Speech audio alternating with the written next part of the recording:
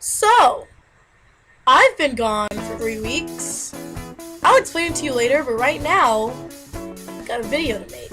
What's up, everybody? My name's Onyx, Wright. You're in my bedroom, and that makes me super happy. How are you doing? June 17th, and here I am. I'm talking about different types of guys.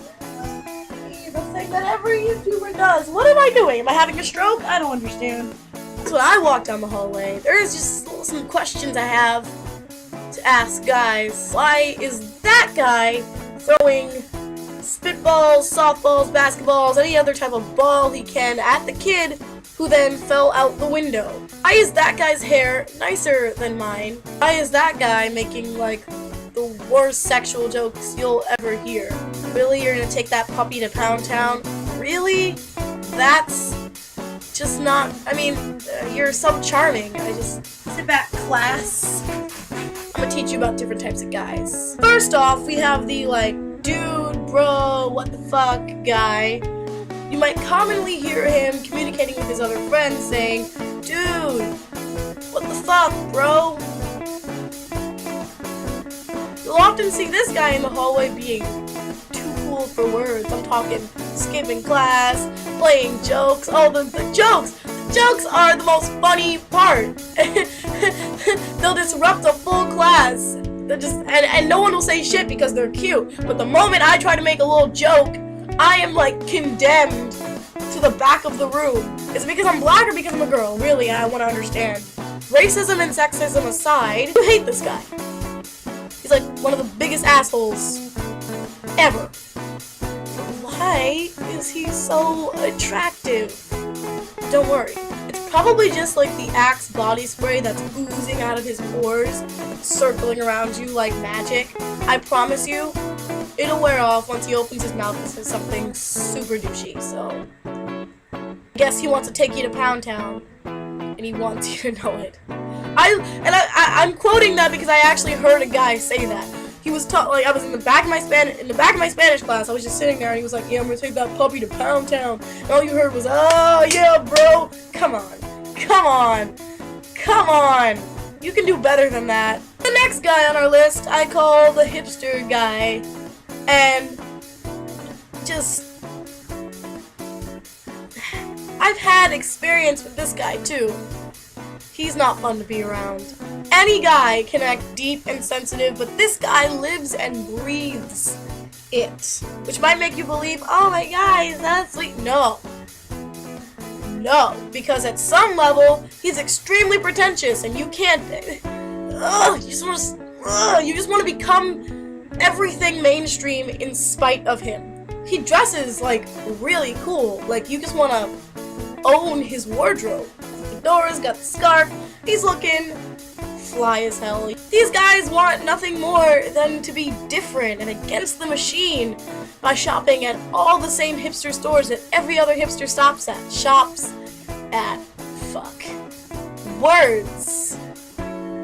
They're my friend. At first you might like him, but 5 minutes into his lecture about how everything you've ever loved ever was cool when they were indie and now they're too mainstream. 5 minutes into that lecture, and I promise you, you will just want to just mainstream yourself to the maximum just to make him angry. I promise you. Next up, we have the nerdy guy. Now, the word nerd has changed a lot throughout the years. I don't believe like the nerd in the traditional sense is like, oh, he's a nerd and he wears glasses and there's tapes around the middle and he's got huge suspenders on. No. Nerds can be cool, funny, witty, you know, there's different types of nerds and different things, but for this I'm maybe talking about a more basic level of nerd. We're not talking like a Clark Kent guy.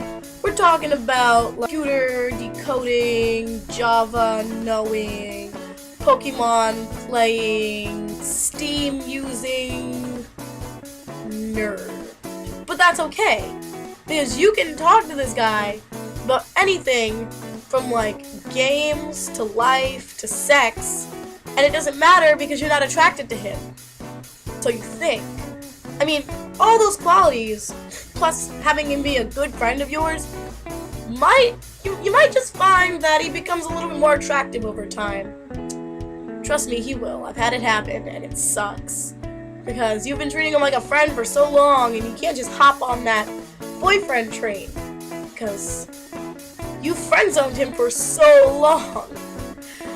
You pretty much screwed yourself there, and I can't help you, so. Uh-oh, ladies, next up we have the perfect guy. People say the perfect doesn't exist, but in this case, you believe that it totally does. You don't know what it is, it's just everything he does is just right. This guy might play sports, but it's different from the dude what the fuck bro jock guys. He does it maybe to stay more in shape than to just, you know, be on a cool team and wear that jersey. He fixes his hair not just in a gelled up mess, but in a beautiful, coiffed, fluffy thing of angels that you just want to touch all day.